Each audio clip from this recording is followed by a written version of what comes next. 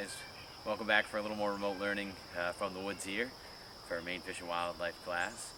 Um, it's a beautiful, still, late summer morning right now. I'm hoping you can hear all those crickets chirping off in the woods, and that is the sound of late summer to me. I love being in the woods this time of year, in the early morning and late evenings, and hearing all those crickets in the forest chirping, and it's almost like this soundtrack that tells me autumn is on the way.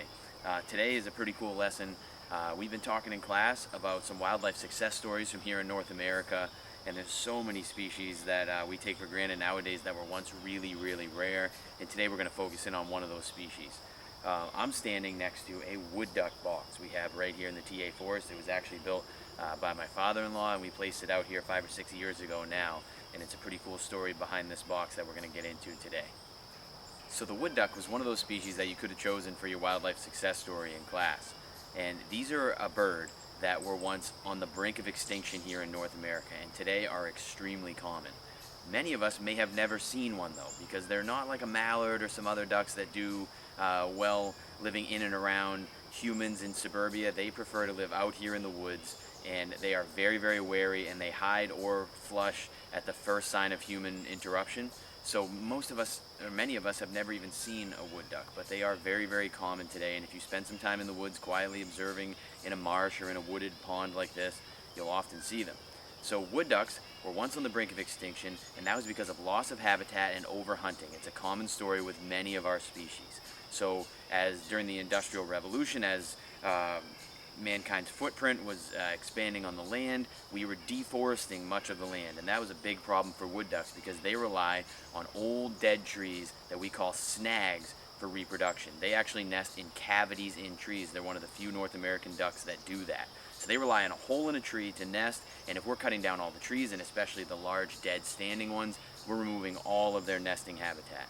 Now on top of that, we were commercially harvesting all ducks for their feathers, for their down, for pillows and blankets, for decorative, beautiful feathers, of which wood ducks are one of the most beautiful ducks in North America. So they were heavily targeted by people, and they're also delicious to eat. So it was kind of this three-pronged attack on wood ducks, and they became very, very rare very quickly.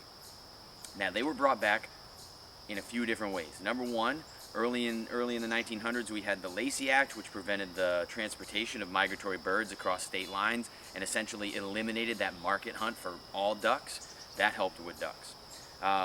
And through some protection of wetlands, we began to kind of protect their habitat. And then this thing right here is maybe the number one reason we were able to help bring wood ducks back. We had deforested the land. All those nesting trees that were so important to wood ducks were gone, and people who cared about ducks began to devise ways to help bring this species back, and this is the number one way we did it. This is a wood duck box. It's essentially a big old birdhouse that is made for a duck. We can see the hole in this box is shaped just perfectly so that a hen wood duck can fit through that hole. They'll come and perch right here and then crawl through the hole. And inside there, I'll show you in a minute, this cavity that we've created to mimic a tree cavity. And wood ducks readily take to these and use these houses to reproduce, and we've even had successful reproduction in our own wood duck box here. Now our duck box is located in a vernal pool. It's a seasonal wetland. It's bone dry right now, but in the springtime it fills with snow melt, and it is a very popular habitat for wood ducks, not only to come to feed but also raise their offspring, because this habitat is so rich in bug and amphibian life and all kinds of food that wood ducks would rely on and would help to raise their young. So let's take a quick look around this vernal pool. This is a seasonal wetland, so this would be full of water in the springtime after the snow melts, and then by the end of the summer it's completely dried up, but still has pretty wet soil and some pretty important habitat for a lot of different plants and animals. We've got raccoon tracks all through the mud here, where they've come down, and probably as this vernal pool was drying up and a lot of those tadpoles were stranded, they're going to come down here and feed on that. That's a pretty important food source for them. So this is all tracked up with raccoon tracks. If I come down here and look, there's a pretty good one right there. We can see that paw print in the mud, that raccoon walking around out here in the vernal pool. This is pretty classic raccoon habitat. So there's some interesting wildlife sign right here in this vernal pool. Another interesting track right there. I don't know if you can see it, but that's the pad of some sort of foot. Can't really tell what that is. Maybe that's a hind foot on a raccoon. could be something different. But there's a really interesting plant I wanted to show you guys right over here. This is really cool. You can see all the sphagnum moss that we've got growing all in here. Interesting stuff. It does really well on low nutrient wet sites. But there's a super cool plant right there. If we look really closely at this plant, that is called a sundew. And can you see all the little droplets all over its modified leaves there? Those are like mucus droplets that this plant actually produces. This is a carnivorous plant. And this thing is actually trapping insects and feeding on them as a source of nutrients. It's growing in this really low nutrient site, and it's actually trapping bugs. This one has a few different bugs trapped. It produces those sticky little droplets that look like dew, hence the name sundew. And it sits here and the bugs happen to land on it. They get stuck to that, and it's got digestive enzymes on its leaves that are going to break down those bugs and use them for nutrients. I'm not sure if I can get a good shot of those bugs on the leaves, but if you look, see if it'll focus in. If you look closely, there's actually a few tiny little flies stuck to the mucous membranes of the plant. So really, really cool that we've got these carnivorous plants, sundew, growing out here in this dried up vernal pool. It's a classic site, low nutrient, wet site here for sundew to grow. Really, really cool. Here's another larger sundew right here where you can actually see some of the insects that this thing is fed upon. Over on the left side here, you can see where the leaves have curled up, and that's a response to a bug being caught on there and struggling. The leaves actually close up around it and then do their thing digesting, and then it'll open back up. Up here on the top of the plant, you can see a little bug dangling off there. That's one that's already been broken down, and the leaves opened back up to try to catch another one. So really cool stuff, these sundews, these little predatory plants. Maine's own version of a Venus flytrap out here in the TA forest catching bugs. Now let's talk about one of the coolest parts of wood duck reproduction with this box. So in nature, remember they would use that dead snag tree, a cavity in that tree left by a woodpecker or a squirrel. But here, they're going to utilize this box. That hen wood duck is going to deposit an egg a day in here. And once she's got a clutch of eggs laid, she'll incubate those eggs. And when they hatch, they'll theoretically all hatch on the same day or within about 24 hours of each other. And she'll fly out of this box, and she'll sit in the water down below here and call to her ducklings. And they call with a kind of a whistle. It's less of a quack and more of like a whistly call that wood ducks make. She'll call to those ducklings. They'll climb up the front edge of this box, which we'll show you in a minute. We've got grooves cut in so that the little ducklings' claws can hang on. They'll climb their way to this hole, peek out, get up here to the edge, and then jump down to the water. Now with us, in the springtime, we're looking at maybe a 4 or 5 foot drop, which is no big deal. They're landing in the water. But remember, wood ducks sometimes nest in snag trees that can be up to a mile from the nearest source of water, and they could jump 40 or 50 feet from a hole way up in the canopy down to the forest floor.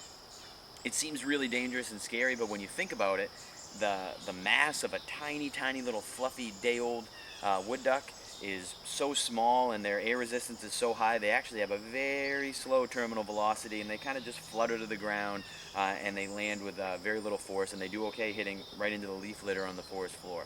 It's a pretty cool story to think about. A duckling less than a day old climbing its way to this hole and taking a leap of faith down there to the water where its mother waits below. So really cool story, and it's something I've always wanted to catch on camera and haven't been able to do with this duck box, but you can definitely check it out on YouTube. There's great videos of little wood ducks jumping from wood duck boxes, and I always imagine that happening out here with ours every year on the years that it gets used by a hen wood duck. So pretty cool, amazing little adaptation that these ducklings have to be able to get out of this box at just a day old and follow mom. Alright, so I'm going to open the box now, and this is the moment of truth. We haven't checked this box in a year. We're going to see what's happened in the year since we refreshed it. We like to come out and clean it out once a year this time of year when it's dry, the nesting season's over, it's easy to get to this box and tend to it, and then we'll get it ready so that next spring maybe another hen wood duck can come and use this and produce some more offspring.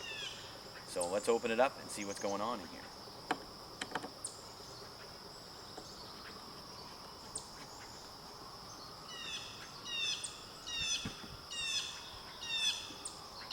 Okay, hang on, let me come get you and we'll take a look in here.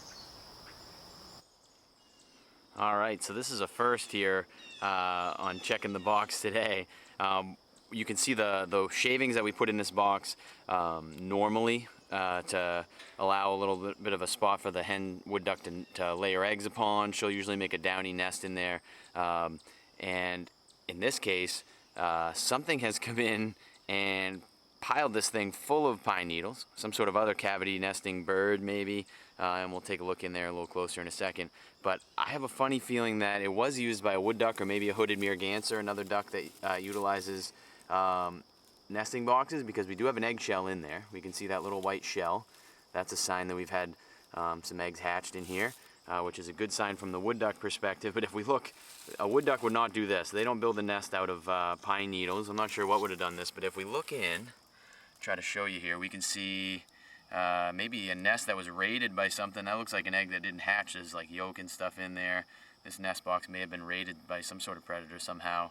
But they used wild turkey feathers as a material for the nest. So there's wild turkey wing and body feathers in there, and there's some small little songbird looking eggs. So some sort of bird has used this as a nesting cavity. Something has piled it full of pine needles. Kind of cool. It just goes to show you that you create an artificial cavity in the woods, and there's tons of creatures that are looking for den sites and areas to use cavities for nesting that'll come in and utilize it as well. So we're getting multi-use out of this wood duck box here in the TA forest. Pretty cool stuff. All right, well, I really hope you've enjoyed this walk in the woods today and learning a little bit more about wood ducks, and just an amazing creature that was once on the brink of extinction here in North America, that through efforts of a lot of conservationists has been brought back to the point of being common, where we have them right here in the TA forest behind school. Pretty cool stuff. I'm going to come back with some fresh shavings, clean out this box, put fresh shavings in there and get it ready for next year, and hopefully we'll have a whole host of creatures use it again. And I'm thinking we need to get a trail camera on this thing to get some photographic evidence of exactly what's used in our box throughout the year. So thanks a lot for coming along, and we'll see you guys next time.